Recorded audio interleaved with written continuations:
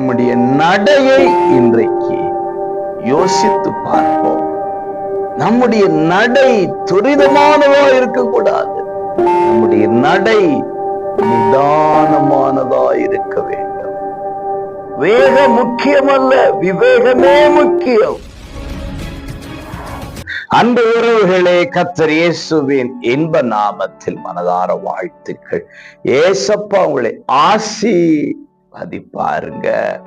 நீதிமொழிகள் 19:2 கால் துரிதமானவன் தப்பி நடக்கிறான். அன்பு உறவுகளே, நம்முடைய நடையை இன்றைக்கு யோசித்து பார்ப்போம். நம்முடைய நடை துரிதமானதா இருக்கக்கூடாது. நம்முடைய நடை நிதானமானதா இருக்க வேண்டும். வேகம் முக்கியமல்ல, விவேகமே முக்கியம்.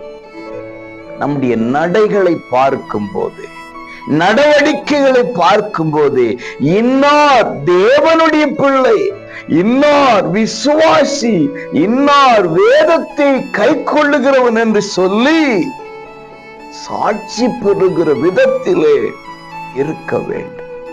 கால் துரிதமானவன் என்றால் என்ன அர்த்தம்? ஒரு காரியத்தை படபடபடபடன் பேசிடக்கூடாது.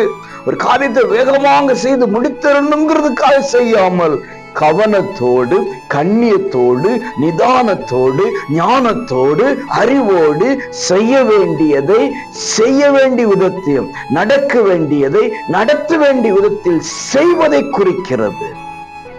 நிதானம் வாழ்க்கையில் ஆசீர்வாதத்தை கொண்டு வரும். ஆகவே நிதானம் உள்ளவர்களாக வாழ்வோம். தேவ ஆசீர்வாதத்தினால் நிரப்பப்படுவோம். God bless you.